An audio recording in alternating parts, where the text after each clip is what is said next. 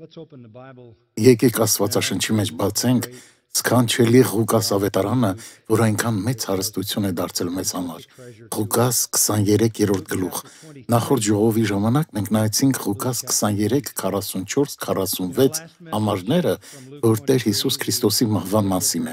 Իսկ հիմա մենք հասել ենք 47-րդ համարին, 47-ից 49, արձագանքներ Գողգոթայում։ Ղուկասը մեզ շատ համառոտ տեղեկություններ է տալիս, ինչպիսի արձագանքներ եղան Քրիստոսի մահվան հետ կապված, Հռոմեացի զինվորների արձագանքը և Հիսուսի հետևորդների արձագանքը, և դա Քրիստոսի մահվան արձանագրությունը կազմելու ճիշտ մոտեցում է, որովհետև այդ արձագանքներից յուրաքանչյուրը ճիշտ արձագանք է։ Հռոմեացի զինվորները արձագանքեցին այնպես, ինչպես պետք է արձագանքեին։ Ամբողջն էլ արձագանքեց այնպես, ինչպես պետք է արձագանքեր, և Քրիստոսի հետևորդներն էլ արձագանքեցին այնպես, ինչպես պետք է արձագանքեին։ Արձագանքներից յուրաքանչյուրը յուրահատուկ է։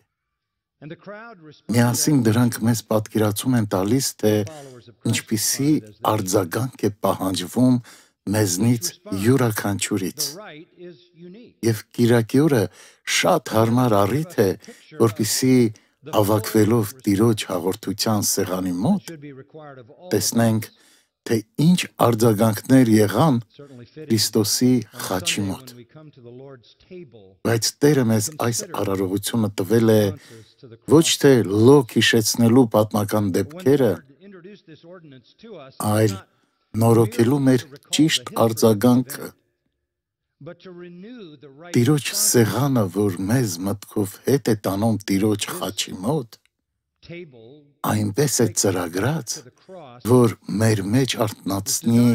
մեղքերի նորոգված խոստովանություն և հնազանդվելու նորոգված որոշում։ Այն ծրագրած է մեր մեջ երախտագիտություն և ուրախություն առաջացնելու։ Այն ծրագրված է վկայություն լինելու, ինչ որ իմաստով այն պաշտամունքի արտահայտություն է։ Մեկտեղ հավաքվելով այդ բոլոր տարրերը, երբ մենք մտածում ենք, թե ինչ արձագանքներ տեղի ունեցան այդ օրը Գողգոթայում, պետք է նայենք մեր սրտի մեջ և հարցնենք, իսկ ինչպիսին է մեր արձագանքը խաչին։ Թույլտվեք կարդալ 47-ից 49 համարները, արդ երբ հարուրապետը տեսավ, թե ինչ կատարվեց, փառավորեց Աստծուն և ասաց. իրապես այս մարդը արդար էր։ Եվ բոլոր մարդիկ, որ դիտելու էին եկել, կատարվածը տեսնելով, իրենց կուրծքը ծեծելով հետ դարձան։ Եվ նրա բոլոր ծանոթներն ու Գալիլեայից եկած կանայք, որ գնում էին նրա հետևից, հեռվից կանգնած դիտում էին այս ամենը։ Ղուկասը ժամանակը չի վատնում, երբ Հիսուսը հոգին ավանդեց 46-րդ համար, անմիջապես արձագանքներ եղան։ Մենք ականատես ենք լինում պատմության ամենավեհ պահին՝ Քրիստոսի մահվանը։ Մենք հասկացանք, որ նա կրեց Աստծո ամբողջական բարկությունը բոլոր հավատացողների բոլոր մեղքերի համար։ Աստված հայտնվեց Գողգոթայում, հատկապես ժամը 12-ից 15-ը խավարով, երկրաշարժով, սուրբ ննջեցյալների հարություն առնելով գերեզմաններից և սրբությունների սրբության, վարագույրի վերևից ներքև ճեղքմամբ։ Աստված հայտնվեց նախապես ցույց տալով, թե ինչպիսին է լինելու Տիրոջ դատաստանի ներկայության ամբողջական օրը։ Սակայն այս անգամ նա իր ցասումը չթափեց մեղավորների վրա։ Նա իր դատաստանը թափեց իր որդու վրա, մեղավորների փոխարեն։ Դա ազդարարում էր նոր ուխտի վավերացումը։ Դրա համար հենց այն պահին տաճարի վարագույրը ճեղքվեց, որովհետև Աստծո ճանապարհը ամբողջությամբ բացվեց։ Դա տաճարի ավարտն էր, քահանայության ավարտն էր, զոհաբերությունների ավարտն էր, հին համակարգի ավարտն էր։ Այն պահին, երբ Հիսուսը մահացավ, այդ ամենը վերջացավ։ Մենք նայեցինք դրանք, իսկ հիմա ժամանակն է նայելու այն 3 արձագանքները եւ ինքներս մեզ հարցնելու, որն է իմ պատասխանն այդ համատիեզերական եզակի իրադարձությանը։ Ամենից առաջ ապաշխարողները 47-րդ համար արդ, երբ հարյուրապետը տեսավ, թե ինչ կատարվեց, փառավորեց Աստծուն եւ ասաց. իրապես այս մարդն արդար էր։ Մատթեոսը գրում է նրա մասին, Մարկոսը նույնպես գրում է նրա մասին։ Նրա վկայությունը շատ անհավանական է, կարիք կա մի փոքր իմանալու, թե ինչ է իրենից ներկայացնում Հռոմեացի հարյուրապետը։ Նա 100 մարդկանց հրամանատար էր։ 100 մարդկանցից բաղկացած խումբը կոչվում էր հարյուրյակ, իսկ նրանց հրամանատարը հարյուրապետ։ Հռոմեական լեգիոնը կազմված էր հարյուրյակներից։ Ողջ հռոմեական բանակում կար 25 լեգիոն։ Յուրաքանչյուր լեգիոն բաղկացած էր 6000 մարդուց, որոնք բաժանվում էին 10 կոհարտաների, որոնցից յուրաքանչյուրը բաղկացած էր 600 մարդուց։ Յուրաքանչյուր կոհորտ կազմված էր 3 մանիպուլաներից, իսկ յուրաքանչյուր մանիպուլա կազմված էր 2 առանձին հարյուրյակներից։ Այսպիսով, հարյուրյակը հռոմեական բանակի ամենափոքր ստորաբաժանումն էր։ Յուրաքանչյուր հարյուրյակ ուներ հարյուրապետ։ Նրանք զինվորներ էին, նրանք էլիտա չէին։ Նրանք իրենց ռազմական կյանքում առաջընթացը վաստակում էին տքնաջան, արդյունավետ աշխատանքով։ Նրանք զինվորների հետ հավասարապես վտանգում էին իրենց կյանքը ու առաջնորդում էին զորքին ամենավտանգավոր տեղերում։ Այս հարյուրապետը հսկում էր Հիսուսին եւ ակնհայտ է, որ այն զինվորների հրամանատարն էր, որոնք պատասխանատու էին այդ բանտարկյալների համար։ Ամենայն հավանականությամբ նա այն զինվորների առաջնորդն էր, ովքեր գիշերով պարտեզում ձերբակալեցին Հիսուսին, որից հետո մնացին նրա հետ, որպեսզի նա չփախչեր կամ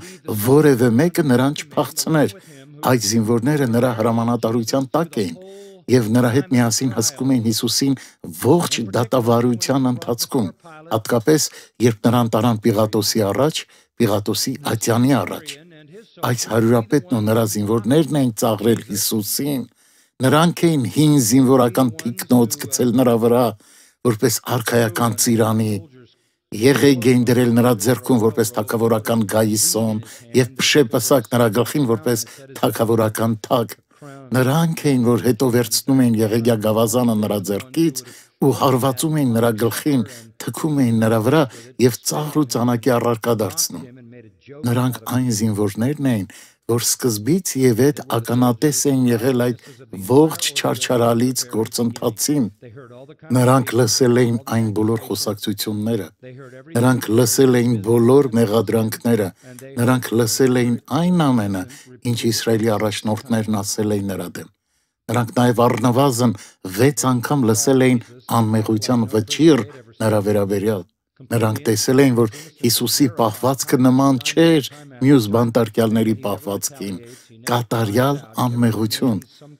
Նրա անմեղությունը ժամանակ առ ժամանակ վերահաստատվում էր, սակայն նա ոչ մի անգամ չբողոքեց, չաղաղակեց եւ արդարադատություն չպահանջեց իր հանդեպ տեղի ունեցած անարդարության պատճառով։ Նա վեհությամբ, շնորհով տառապեց անարդար դատավորությունների պատճառով։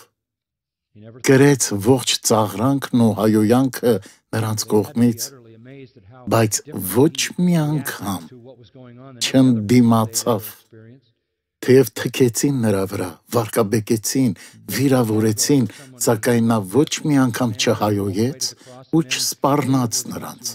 Նրանք պետք է որ ծայրահեղ աստիճանի ապշած լինեին, թե որքան տարբեր էր նրա արձագանքը իր հանդեպ տեղի ունեցածին, համեմատած մինչ այդ նրանց տեսած բանտարկյալների հետ։ Ոչ ոք նախկինում նման կերպով չէր պահել իրեն, լինելով անմեղ, անմռունչ, անցնել ողջ խաչելության գործընթացով։ Այդ զինվորներն էին նաև, որ նրան գամեցին խաչին, առնվազն նրանցից 4-ը, սակայն մինչ այս պահը Հիսուսի բացառիկությունը կարծես թե այնքան էլ չէր ազդել նրանց վրա։ Նրանք կարծր մարդիկ էին, իսկ Հիսուսի պասիվությունը կարծես այնքան էլ շատ բան չփոխեց նրանց վերաբերմունքի մեջ նրա հանդեպ։ Այնպես չէր, որ նրանք սկսեցին ավելի լավ վերաբերվել Հիսուսի պասիվության պատճառով, բացարձակապես ոչ, նրանք Հիսուսի հանդեպ ոչ մի գութ ցույց չտվեցին, նրանք ճիշտ նույն ձևով մեխերով ամրացրին նրա ձեռքերն ու ոտքերը, ինչպես կանեին ցանկացած մեկի հանդեպ, նրանք կանգնեցրին նրա խաչը, գցելով հատուկ դրա համար փորված փոսի մեջ, որի ընթացքում նրա բաց վերքերը ավելի պատռվեցին ու վնասվեցին։ Նրանք վիճակ գցեցին Հիսուսի հագուստների համար և նստած դիտում էին Հիսուսի մահը այնպես, ինչպես մյուս հարյուրավոր մարդկանց, որ եղել էին նրանից առաջ։ Սակայն այդ ընթացքում տեղի ունեցած բաները փորվելով մնում էին նրանց հիշողության մեջ։ Նրանք լսեցին, որ Հիսուսը աղոթում էր իրենց սպանողների համար. «Հայր, ներիր նրանց, որովհետև չգիտեն, թե ինչ են անում»։ Նրանք տեսան, թե որքան վեհությամբ ու վսեմությամբ էր նա կրում իր տառապանքները։ Նրանք լսեցին, թե ինչպես նա աղաղակեց իր հորը։ Նրանք լսեցին, թե ինչպես նա դրախտ խոստացավ ապաշխարող ավազակին, որ դրանից քիչ առաջ հայոյում էր նրան։ Իսկ հետո նրանք անհավանական փորձառություն ունեցան։ Խավար կեսօրին, 3 ժամ շարունակ կատարյալ մթություն, հետո երկրաշարժ ու քարերի ճեղքվել։ Նրանք այլևս անկարող էին անտեսել իրականությունը։ Եվ վերջնական ապացույցը խավարից ու երկրաշարժից հետո Հիսուսը ճիշտ իր մահանալուց առաջ բարձր ձայնով աղաղակեց. «Հայր, քո ձեռքերի մեջ եմ ավանդում իմ հոգին»։ Այդպիսի բան երբևէ չէր եղել։ Մարդիկ, ովքեր մահանում էին խաչի վրա, թթվածնային քաղց էին ունենում իրենց ուղեղներում և որոշ ժամանակ գտնվում էին թմրության մեջ, նախքան իրական մահը վրա կհասներ։ Նրանք դժվարանում էին նույնիսկ շնչել, էլուր մնաց ամբողջ ձայնով աղաղակել։ Հիսուսը մահացավ այն ժամանակ, երբ կամեցավ, կարծես մահը նրա ծառան էր և գտնվում էր նրա տրամադրության տակ։ Մարկոսը գրում է. «Եվ հարյուրապետը, որ կանգնած էր նրա դիմաց, երբ տեսավ, որ նա այդպես աղաղակեց ու հոգին տվեց, ասաց. իրոք այս մարդը Աստծո որդի էր»։ Որտեղից էր նա վերցրել այդ միտքը։ Հովհաննես 19:7 ասում է. «Հրեաները մեղադրեցին նրան ասելով. նա ինքն իրեն Աստծո որդի դարձրեց»։ Հարյուրապետը պարզապես եզրակացրեց, որ դա հենց այդպես էր։ Մատթեոսը նշում է, որ երկրաշարժը, որ տեղի ունեցավ Հիսուսի աղաղակից անմիջապես հետո, ստիպեց նրանց հավատալ, քանի որ ոչ միայն հարյուրապետը, այլ բոլոր զինվորներն էլ նրա հետ միասին, տեսնելով երկրաշարժը ու մյուս բաները, սաստիկ վախեցան։ Այդ փոքրիկ արտահայտությունը սաստիկ վախեցան, այն նույն արտահայտությունն է, որ օգտագործված է այլակերպության լեռան դեպքը նկարագրելու համար, որտեղ Պետրոսը, Հովհաննեսը ու Հակոբոսը սաստիկ վախեցան, երբ տեսան Քրիստոսին այլակերպված ու իր փառքով հայտնված։ Դա մի վախ է, որ հիմնականում մարդիկ ունենում են, երբ գիտակցում են, թե ով է իրականում Հիսուսը։ Նրանք խորը գիտակցեցին, որ խաչել են Աստծո որդուն։ Ղուկասը մեզ ասում է, թե ինչ ասաց հարյուրապետը. «Իրոք այս մարդը արդար էր»։ Արդար։ Դա ընդամենը չէր վերաբերում Հիսուսի անմեղությանը, դա մի բան էր, որ պատճառ հանդիսացավ, որպեսզի նա մյուս զինվորների հետ միասին փառաբանեն Աստծուն, գալով գիտակցության, թե ով է ճշմարիտ Աստված և նրա որդին, որ արդար է։ Այդ մարդիկ առաջին դարձի եկողներն են նրա խաչելությունից րոպեներ անց։ Նրանք հավատացին ճիշտ այն պահին, երբ նա մահացավ։ Ես կցանկանայի ավելի մանրամասն իմանալ, թե ինչ էին նրանք մտածում, սակայն ստիպված ենք սպասել, մինչև կհասնենք երկինք և այնտեղ ամեն բան կիմանանք։ Նրանք գիտեին, որ հին կտակարանում խոստում կար, որ Մեսիան կոչվելու էր արդար։ Սաղմոս 16:10 նրան կոչում է արդար, սուրբ։ Երեմիա 23:5-ը ասում է, որ նա արդար կկոչվի։ Սա Հիսուսի անմեղության վերաբերյալ արդեն 7-րդ հաստատումն է։ Դա դիկաիոս բառն է, որ նշանակում է արդար։ Մարդկային տեսակետից այդ ամբողջ իրականությունը ահավոր հանցանք է ընդդեմ արդարադատության, եւ նրանք մեղավոր էին դրանում, կարծես այն Աստծո կամքին հակառակ էր արվել։ Դա ահավոր արարք էր, մինչդեռ դա Աստծո կամքն էր։ Նրանք զարմանքից քարացան։ Նրանք իրականում սպանել էին ոչ թե պարզապես անմեղ մի մարդու, այլ արդար մարդու։ Անմեղ ասելով հասկանում ենք մարդ, որ չի արել այն, ինչի մեջ նրան մեղադրում են, իսկ արդար ասելով հասկանում ենք մարդ, որ միայն արդարություն է գործում։ Իրականում նրանք սպանել էին Աստծո որդուն, եւ դա միայն հարյուրապետը չէր, այլ նրա հետ եղած մյուսներն էլ, որոնք հավատացին։ Մենք կարող ենք նրանց հարցեր տալ, երբ երկին գնանք, սակայն նրանք այդ պահին խորապես ընկալեցին ողջ իրականությունը։ Նրանք լսել են եւ Հիսուսի պնդումները, նրանք լսել են եւ նրա հանդեպ մեղադրանքները եւ վերջում եկան ճիշտ եզրահանգման, իհարկե օրհնյալ Սուրբ Հոգու օգնությամբ ու առաջնորդությամբ, որ երկնային արքայության մեջ հավաքեց ոչ միայն ապաշխարող ավազակին, այլ նաեւ մի քանի հռոմեացի զինվորների, կարծր, կռապաշտ, հեթանոս հռոմեացի զինվորականների փաստարկը համոզիչ էր եւ նրանք համոզվեցին։ Հաջորդ համարը մեզ ներկայացնում է մարդկանց, ովքեր մեղքի հանդիմանություն զգացին։ Եվ բոլոր մարդիկ, որ դիտելու էին եկել կատարվածը տեսնելով, իրենց կուրծքը ծեծելով հետ դարձան։ Մենք այստեղ դարձյալ գործ ունենք փոփոխամիտ ամբոխի հետ։ Օ, ինչ շաբաթ էր դա։ Մենք զգացմունքային փոփոխությունների ծայրահեղություններ ենք տեսնում։ Եթե սկսենք երկուշաբթի օրվանից, երբ Հիսուսը մտավ քաղաք, նրանք արմավենու ճյուղեր էին գցում նրա առաջ ու ողջունում որպես Դավթի որդի եւ Մեսիա, Ովսաննա Դավթի որդուն։ Նրանք Հիսուսին ողջունում էին որպես իրենց թագավոր, իրենց Մեսիա։ Նրանց սիրտը լցված էր հույսով եւ ուրախությամբ։ Նրանց ուրախությանը չափ չկար։ Նրանց անպատմելի, աննկարագրելի ցնծություն էր համակել։ Նրանք թռչկոտում էին ուրախությունից։ Եկել էր նրանց պահը։ Ողջ բազմությունով մեկ անցնում էին հույսի եւ ակնկալիքի ալիքները։ Վերջապես նրանց Մեսիան եկել էր, ծայրահեղ ուրախություն, որ լցնում էր նրանց սիրտը, երբ մտածում էին այդ իրականության մասին, որ դարեր շարունակ ակնկալած Մեսիան վերջապես եկել էր։ Դա ծայրահեղ ուրախություն էր։ Իսկ մի քանի օր անց, ուրբաթ օրը, նրանց զգացմունքները լրիվ այլ էին։ Ոչ մի ծայրահեղ ուրախություն, փոխարենը ծայրահեղ բարկություն,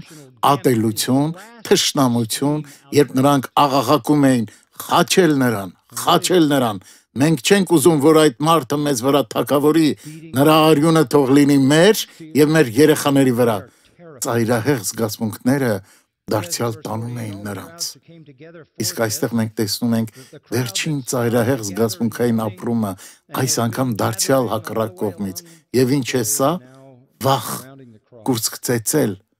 Նրանք սարսափած էին։ 48-րդ համարն ասում է. «Եվ բոլոր մարդիկ, որ դիտելու էին եկել կատարվածը, տեսնելով,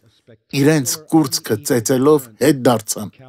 Դրանք մարդիկ էին, որ սկսել էին հավաքվել առավոտյան եւ շարունակում էին հավաքվել օրվա ընթացքում եւ կանգնել էին խաչի շուրջ բոլորը։ Դա մի հետաքրքրասեր ամբոխ էր, որ հավաքվել էր թեորիա դիտելու, որ նշանակում է տեսարան։ Աստվածաշնչում միայն մեկ անգամ է օգտագործվում այս բառը, որպես մեկ անգամյա դեպք, ցույց տալու, որ Գողգոթայում անկրկնելի մի տեսարան էր կազմակերպված Աստծո կողմից։ Իսկ ինչպիսին էր նրանց արձագանքը։ Նրանք վախեցած էին։ Ինչու՞։ Որովհետև սկզբում նրանք մտադիր էին դա վերածել կատակերգության, այնպես չէ։ Նրանք այդ ներկայացումը սկսել էին համատեղ ծաղր ու ծանակով Հիսուսի հանդեպ։ Այոյախառը խոսքեր շպրտելով նրա հասցեին, փորձելով խայտառակել նրան։ Բայց երբ Աստված եկավ, իսկ դա արտահայտվեց խավարով, երկրաշարժով, կատակերգությունը դարձավ ողբերգություն։ Այդ 3 ժամվա ընթացքում ոչ ոք չէր խոսում։ Ամեն դեպքում գրանցված չէ, որ ինչ-որ մեկն ինչ-որ բան ասաց, կամ որ Հիսուսը խոսեց այդ 3 ժամվա ընթացքում, սակայն Աստված իր ողջ ցասումը, զայրույթը դատարկեց այնտեղ, իսկ նրանք վախեցած էին խավարի երկրաշարժի ու քարերի ճեղքվելու պատճառով։ Դրա համար է գրված, որ բազմությունը հավաքվել էր ներկայացում դիտելու, սակայն տեսնելով, թե ինչ տեղի ունեցավ, խավարը, երկրաշարժը, Աստծո հայտնվելը, նրանք վերադարձան քաղաք։ Արդեն ժամը 15-ն էր։ Ժամանակն էր մորթելու զատկի գառը, որ արվում էր 15-ից մինչև 17 ընկած ժամանակահատվածում։ Նրանք դրա համար պետք է գնային տաճար, եւ եթե նրանք մինչև տաճար մտնելը դեռ չէին լսել, ապա մտնելով այնտեղ բացարձակ խառնաշփոթ տեսան։ Տասնյակ հազարավոր կենդանիներ արդեն պատրաստ էին մորթվելու քահանաների դասի կողմից, ովքեր սարսափած էին, որովհետև Աստծո ներկայությունը, սրբությունների սրբությունը, զատող վարագույրը վերևից ներքև պատռվել էր։ Դա սարսափելի էր, քանի որ այդ վայրը միայն քահանայապետն իրավունք ուներ մտնելու, եւ այն էլ տարին 1 անգամ, քավության օրը, եւ այն էլ իր համար զոհ մատուցելուց հետո միայն։ Նա մեծ հապճեպությամբ էր ներս մտնում եւ դուրս գալիս այդ վայրից, իսկ հիմա այն ամբողջությամբ բաց էր։ Կարծում եմ, տաճարում խառնաշփոթը աննկարագրելի էր, քանի որ չգիտեին, թե ինչ անեն։ Այս մարդիկ, որ վերադառնում էին Հիսուսի խաչելության վայրից, որպեսզի տոնեն զատիկը, բացարձակ ուրախ չէին։ Կատակերգությունն ավարտվել էր։ Ողբերգությունն էր ամբողջությամբ մտել ուժի մեջ, եւ Սուրբ Գիրքը նկարագրում է, որ նրանք ընդամենը իրենց կուրծքն էին ծեծում։ Հավատացեք ինձ, որ տեսարանը կորցրել էր հմայքը։ Նրանք մահացու վերք էին ստացել իրենց հոգում, որ անբուժելի էր։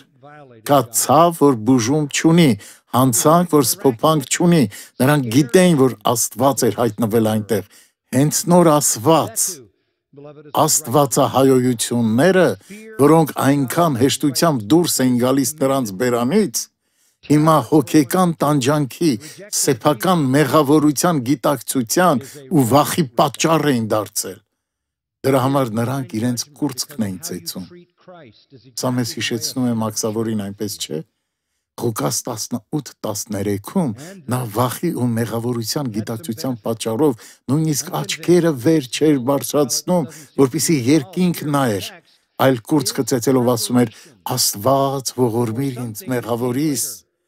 Ճիշտ նույն ձևով հրեաներն էին արտահայտում իրենց վախը ու հանցավորության զգացումը Աստծուն հակառակվելու համար։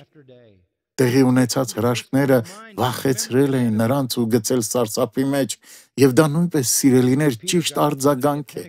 Աստծո վախը ճիշտ արձագանք է, դա տեղին արձագանք է։ Վախենալ սեփական հանցանքների ու Հիսուսին մերժելու համար ճիշտ արձագանք է։ Վախենալ Աստվածային դատաստանից այն բանի համար, թե ինչպես ես դու վարվել Քրիստոսի հետ, ճիշտ այն է, ինչ մեղավորը պետք է զգա։ Եվ դա ունի իր օգուտը։ Ես համոզված եմ, որ նրանց զգացած մեղքի գիտակցությունը, թեև ըստ տեքստի այդ պահին կարծես լուծում չի գտնում, սակայն նախապատրաստություն էր մի բանի համար, որ ավելի ուշ տեղի ունեցավ։ Բլրից իջնելիս նրանք իրենց մեղավոր էին զգում, եւ այդ մեղքի զգացողությունը օր-օրի ավելի ու ավելի էր ավելանում, քանի որ չէին կարողանում ջնջել այն դեպքը իրենց հիշողությունից։ Եվ երբ Պենտեկոստեի օրը Պետրոսը վեր կացավ ու քարոզեց, վերջում այսպես ասաց. «Ուստի Իսրայելի ամբողջ տունը ճշմարտապես թող իմանա, որ Աստված այն նույն Հիսուսին, ում դուք խաչեցիք, թե Տեր դարձրեց, թե օրհնյալ, Սա ավելի սաստկացրեց նրանց հանցանքի զգացողությունը եւ աստվածային դատաստանի հանդեպ վախը, որ նրանք առանց այդ էլ զգում էին իրենց կատարածի համար։ Եվ երբ նրանք սա լսեցին, 37-րդ համար, իրենց սրտերում զղջացին։ Նրանց սիրտը ավելի պատրաստ էր խաչի մոտ ունեցած իրենց ապրումների պատճառով։ Ես հավատում եմ, որ Գողգոթայից իջնելիս նրանց զգացած մեղավորությունն ու վախը նախապատրաստություն էր Պետրոսի քարոզը ընդունելու համար Պենտեկոստեի օրը։ Եվ նրանք Պետրոսին եւ մյուս առաքյալներին ասացին. «Մարդիկ, եղբայրներ, ինչ անենք, ինչ կարող ենք մենք անել, որպեսզի խուսափենք Աստծո ցասումից մեր հանցանքների համար, որ արեցինք Քրիստոսի հանդեպ»։ Նրանք կարծես սա էին հարցնում, եւ Պետրոսն ասաց. «Ապաշխարեցեք ու ձեզանից ամեն մեկը թող մկրտվի Հիսուս Քրիստոսի անունով մեղքերի թողության համար, եւ դուք պիտի ստանաք Սուրբ Հոգու պարգևը»։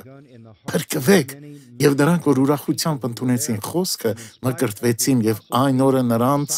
3000 հոգի ավելացավ։ Պենտեկոստեի օրվա այդ ապաշխարության համար նախնական պատրաստություն էր եղել։ Վախով, սոսկումով, սարսափով, իրենց կուրծքը ծեծելը, թե ինչ էին արել Հիսուսի հետ։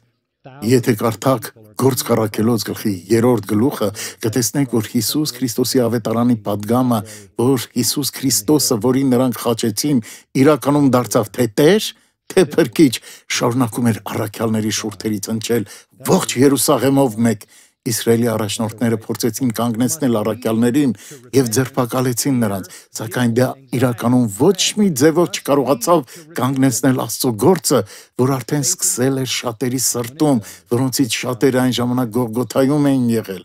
Եվ չնայած այն փաստին, որ առաքյալները առաջնորդների կողմից ձերբակալվել են, Գործք 4:4-ն ասում է, բայց այն խոսքը լսողներից շատերը հավատացին ու այդ մարդկանց թիվը 5000-ի հասավ։ 3000 տղամարդ գումարած կանայք, 5000 տղամարդ գումարած կանայք, հազարավոր մարդիկ դարձի եկան Քրիստոսի մահվանը հաջորդող մի քանի շաբաթվա մեջ, եւ դրա նախապատրաստությունը սկսվել էր այդ օրը Գողգոթայի բլրից իջնելիս, որտեղ նրանք լցվել էին Աստծո վախով, եւ դա ճիշտ արձագանք էր։ Այդ արձագանքը պետք է բերի ապաշխարության, Աստծո վախի, մեղքի գիտակցության եւ անհանգստության, այն պետք է տանի ապաշխարության եւ հավատալու Հիսուս Քրիստոսին։ Եվ երբ դա տեղի է ունենում, գալիս է փրկությունը։ Հռոմեացիների կողմից ճիշտ արձագանք էր սրտաբաց կերպով Հիսուսին որպես Աստծո որդի ընդունելը։ Ժողովրդի կողմից ճիշտ արձագանք էր վախենալը, իսկ նրանցից հազարավորների համար ապաշխարելը ու Քրիստոսին ամբողջ սրտով որպես Տեր ընդունելը։ Մեզ մնաց ուսումնասիրելու մարդկանց միայն մեկ խումբ։ 49-րդ համարն ասում է. «Եվ նրա բոլոր ծանոթներն ու Գալիլեայից եկած կանայք, որ գնում էին նրա հետևից, հեռվից կանգնած դիտում էին այս ամենը»։ Նրա բոլոր ծանոթները եւ կանայք միասին, որպես Հիսուսի հետևորդներ, կազմում են Հիսուսի շքախումբը։ Գալիլեայից եկած կանայք 8-րդ գլխից դուք հիշում եք նրանց մեկը Շուշանն էր, մյուսը Մարիամ Մագդաղենացին, ինչպես նաև մեր Տիրոջ մայրը Մարիամը, կան նաև այլ կանայք, ովքեր հետևում էին Տիրոջը։ Հովհաննես 19, 25, 27 համարներում նշում է նրանց անունները։ Թույլ տվեք կարդալ այդ հատվածը, գրված է այսպես. «Եվ Հիսուսի խաչի մոտ կանգնած էին նրա մայրը եւ նրա մոր քույրը Մարիամը, Կղեոֆասի կինը եւ Մարիամ Մագդաղենացին, կային նաև ուրիշներ, ովքեր հետևում էին Քրիստոսին, որոնց մասին, ինչպես արդեն նշեցի, գրված է Ղուկաս 8-րդ գլխում։ Այնտեղ էր նաև այն աշակերտը, որին նա սիրում էր, Հովհաննեսը։ Եվ Հովհաննեսը պատմում է այդ մասին, ինչպես ես նոր կարդացի ձեզ համար, որ խաչելության հենց սկզբից իրենք այնտեղ էին, եւ այդ ժամանակ էր, որ Հիսուսն ասաց. «Կին, ահա քո որդին, որդի, ահա քո մայրը», եւ նա իր մորը հանձնեց Հովհաննեսի խնամքին, բայց հետո մենք այլևս նրանց չենք տեսնում խաչի մոտ կանգնած։ 49-րդ համարն ասում է. «Հեռվից կանգնած»։ Երբ սկիզբ առավ կատակերգությունը, ծաղր ու ծանակը եւ հայոյախոսությունները, շատ տրամաբանական է, որ նրանք չդիմանալով, թե ինչպես էին վարվում իրենց սիրելիի հետ էին քաշվել։ Այնուհետև երբ խավարն ու դատաստանի վախը եկավ, նրանք կարող էին մտածել, որ Աստված գալով կհարվածեր հռոմեացիներին եւ կոչնչացներ հրեաներին։ Սակայն դրա փոխարեն Քրիստոսը կրեց այդ ողջ աստվածային ցասումը, դրա համար նրանք հեռվում էին կանգնել։ Մենք իրականում չգիտենք, թե ինչ էին նրանք մտածում, քանի որ ընդամենը գրված է դիտում էին այս ամենը։ Մենք սրանից ավելի տեղեկություն չունենք, դիտում էին առանց մեկնաբանության, ինչու՞։ Նրանք չգիտեին ինչ ասել, նրանք ցնցված էին, ապշած, ինչպես կարող էր այդպիսի բան լինել, նրանք չէին կարողանում ընկալել այդ ամենը, նրանք գիտեին, որ նա Մեսիան է, նրանք գիտեին, որ նա Աստծո որդին է, նրանք ապշահար էին, թե ինչ էր տեղի ունենում նրա հետ, նրանք չէին կարողանում այդ ամենը հասկանալ, նրանք չէին կարողանում այդ ամենը ըմբռնել, նրանք չէին կարողանում դրա մեջ որևէ իմաստ գտնել։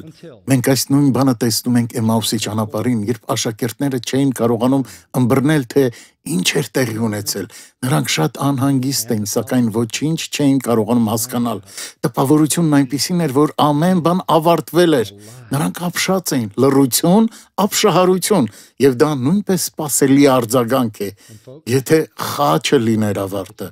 եթե խաչի պատմությունը ավարտվեր Գողգոթայում, ապա մեզ կմնար միայն ապշելը։ Նրանք չէին խոսում, որովհետև չգիտեին ինչ ասել։ Ապշահար լռություն, ընդամենը սա, բայց մինչև 24-րդ գլուխը, որտեղ Կիրակի առավոտյան Հիսուսի հետևորդ կանայք Հիսուսին ողջ կտան։ Բարեկամներս, խաչի պատճառով ապշահար լինելը նորմալ է, սակայն հարությունն այդ ամենը վերափոխում է